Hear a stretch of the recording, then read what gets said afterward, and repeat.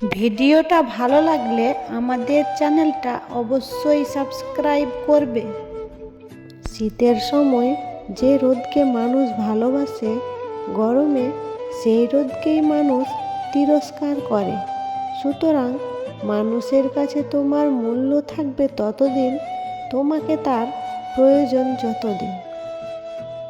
কাটার ব্যথা কিছু সময়ের জন্য থাকে, আর কথার ব্যথা সারা জীবনের জন্য থাকে।